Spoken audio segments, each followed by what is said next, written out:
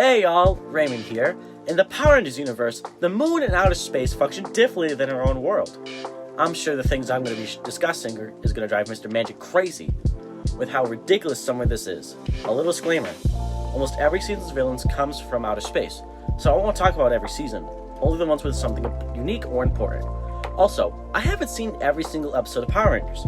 I just don't have time to watch 30 years of TV. The Moon Palace, located on the moon. Who could have guessed? This was the headquarters of Rita Repulsa and Lord Zed. It was originally established by the Mandorians to guard the Zeo Crystal. Already there's something that is now in real life. A palace on the moon? At least as far as we know. If Lord Zed is on the moon, I will do a backflip. A 10-episode miniseries featuring the Alien Rangers from the water planet Aquitar. This is the first instance of Power Rangers making up planets, but far from the last. When the Alien Rangers are on Earth, sometimes they need to get in water to stay alive. You can't breathe! Thank you.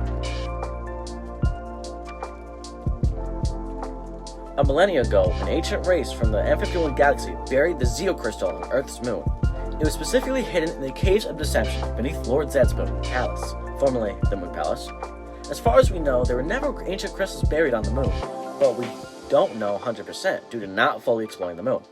The White Ranger, Tommy Oliver, rest in peace, split it into 5 sub-crystals. Zordon sent these pieces into different locations and time periods, scattered to keep the crystal away from Master Vile. The Rangers split up to find them. Tommy was in the American Southwest, Adam was in Korea, hidden behind a waterfall in the Diamond Mountains, Rocky was in Mexico, inside of a volcano, Catherine was in Australia, and Aisha was in Africa. These are all high school students! How do they manage to go all over the world and not raise any suspicion from their parents?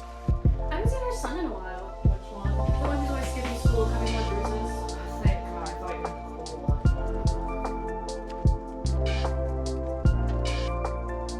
the This season was a huge shift for the show. They totally ditched the usual Monster of the Week formula on Earth for a full-blown space opera.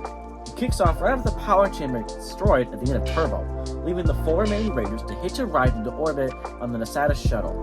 That's where they find the Astro Megaship, this high-tech spacecraft that ends up being their mobile base for the whole journey. The wild thing is, the show is pretty fast and loose with the laws of physics once they're out there. You've got Rangers hanging out on the moon or the planets, just breathing totally fine without helmets. It's like the vacuum of space just doesn't exist in the universe. They even ride these galaxy gliders, basically space hoverboards, through the void like they're catching waves at the beach. They even did a crossover with the Teenage Mutant Ninja Turtles and went surfing through space with them. But we still get some cool lore, like KO-35, where the Red and Silver Rangers are from, and the Sumerian planet, where the villains like Rita and Zed gather for the United Alliance of Evil. And of course, there's the Psycho Rangers, who were literally built by astronomer to hunt the team across the galaxy. This was the first time the show really pushed the limits, and the show benefited greatly. This season did really well and saved the show from being cancelled after Turbo plummeted in the ratings. Even to this day, anyone over 25 years old will tell you this is the best season, no debate. Following the in-space era, this season focused on human colonization of the stars. Terraventure was a massive, self-sustaining space colony carrying thousands of humans from Earth to find a new habitable planet. Myrna was a distant jungle planet where the Rangers found the Quasar Sabers and where the colony eventually settled. The Lost Galaxy was a separate dimension where the colony was trapped for a portion of the season, featuring the villain Captain Mutiny. For a season called Lost Galaxy, only being in the Lost Galaxy for 8 of the 45 episodes is really weird. In this episode, Forever Red, 10 Red Rangers travel to space. The episode has multiple things that aren't possible. All these Rangers breathe on the moon completely naturally. Cole breathes in space, Cole rides a motorcycle in space, and even skirts in space in literally nothing. Cemeteria, Lord Zed's massive war Zord, was buried on the moon after his defeat. It remained there until the remains of the Machine Empire attempted to dig it up in this episode. I would keep talking about this season, but there's not much else. It's not like the Red Rangers actor, Ricardo Mina Jr., fatally stabbed his roommate in Joshua Sutter with a medieval sword in 2015 after an argument and spent 3 years in state prison. Rest in peace, Joshua Sutter. This season takes place 20 years in the future, the year 2025. In this universe, humans and aliens live together on Earth, fully integrated. So the American police have grown into SPD, which stands for Space Patrol Delta. Wow, so to bring this season out. The Beast Squad spends almost all their time guarding New Tech City right here on Earth. They only really punch their frequent flyer cards a few times, like when they head to the planet Zentor to get kicked into gear by Sergeant Silverback for their SWAT training, or when they travel to a prison colony near KO-35 to track down Sunuku. You also see them hitting the Carinni Nebula wormhole to time travel back to 2004, within the forest planet Gamma Orion, and of course taking the fight directly to Emperor Ground's massive terror space in orbit. Most of the space stuff actually happens in the lore, like the tragic backstory of Commander Kruger's home planet Sirius. Doing those rare off-world missions feel like a much bigger deal when they finally happen. While never confirmed, it is highly believed that this season takes place in its own universe, so do with that what you will. In the Power Rangers Super Samurai episode, The Master Returns, Master Xandred forces his way into the human world, declaring, "What's with the sky? It's darkening like an eclipse." Day shall become night as I escape the netherworld to face my enemies! Xandred.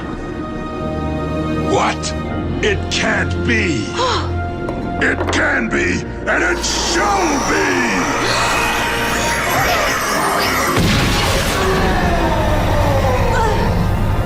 What? Jaden, is that? Oh no. Master Xandred. As he enters, the sky instantly darkens like a sudden eclipse, visually signaling his immense power in the beginning of his invasion. While the show only focuses on the immediate impact on Earth, Master Xandred's ability to manipulate the time of day implies a significant disruption of space and the celestial order within the universe's forcing today become night, suggests Master Xandred is either physically manipulating the Earth's rotation at an impossible speed, or, more likely, manifesting a massive shroud of netherworld energy that blocks out the sun. In a universe where he is Lord of the Nilox, this suggests his Nilox power can override the natural laws of physics and light, dimensional bleeding. This effect is a byproduct of the Sansa River attempting to flood the human world. By darkening the sky, Xandred is effectively thinning the veil between dimensions, allowing the netherworld's darkness to seep into and dominate the vacuum space of time immediately surrounding Earth. Gravitational instability. Though primarily a visual feat, any force capable of altering the perception of day and night on a global scale will logically impact the delicate balance of the solar system. If he is moving the sun or Earth, the resulting tidal will be astrophysic shifts. It will be catastrophic. If he is using a magical shroud, he is creating an artificial celestial body of pure menstrual dark energy, a pocket universe constant. This feat aligns with the theory that Samurai exists with its own pocket universe. The laws of nature and more susceptible to the simple power of ancient clans and now like hordes in a probably endangered community. This season is confirmed to be an alternate reality, so you can chalk any unrealism to that. The first thing we see is a small spaceship being chased by a massive spaceship carrying hundreds of asteroids. The big ship is home to Sledge, the intergalactic bounty hunter, which means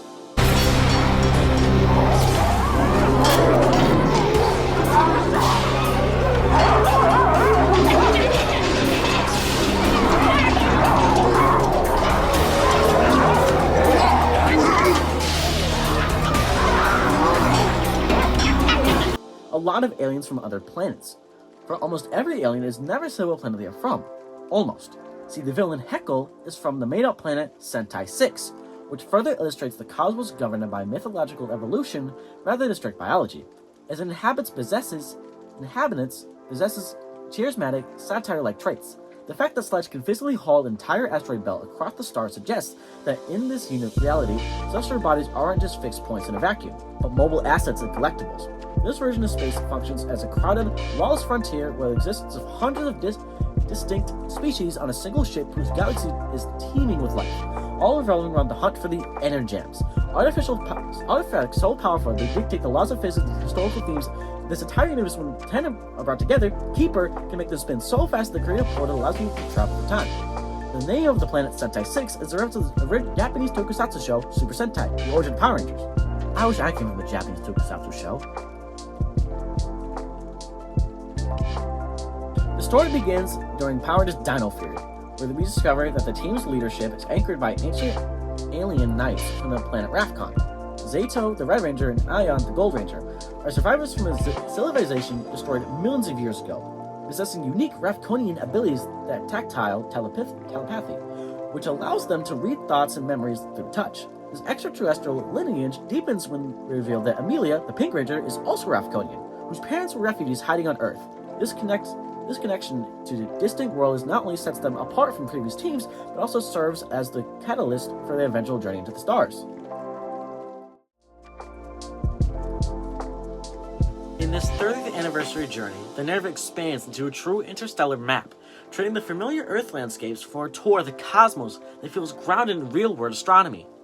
When the Dino Fury team travels 30 million light-years to reach the desert plains of Iridus, they are navigating a habitable zone, exoplanet with an atmosphere and gravity remarkably similar to our own. Their mission takes them through a variety of celestial bodies, from the mineral-rich rocky terrain of Acro, reminiscent of the heavy element compositions found in inner systems planets, to the botanical world of Levina, which functions as a giant biological biosignature. Even their equipment leans into the physics of the universe, with tools and vehicles modeled after the electromagnetic radiation of the sun, the high-velocity kinetic energy of meteors, and the massive gravitational structures of entire galaxies. By centering the conflict around Lord Zed, around these distant star systems, this season highlights a sheer scale of the vacuum, where every planet and orb represents a different piece of the cosmic puzzle. Between the breathable atmosphere and logic-defying gear, it's definitely don't overthink it kind of show. But it's the same show that me and many other idiots love. I mean, I've been loving this show since I was 4. That's almost 15 years now. Now I will attempt a backflip. If I land it, then Lord Zed is on the moon. And if not, well, I got Ferguson here to help me.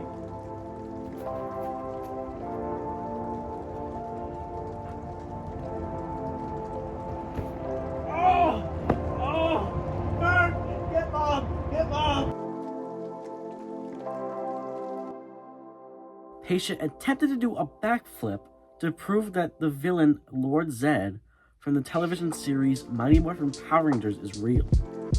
Why are kids so stupid nowadays? 2, 1, 2, 3. I wish that I had a phone to call you up to hold a conversation about privacy and stuff. That's shutting down and my spirit getting drained. That's the right life telling me it's over.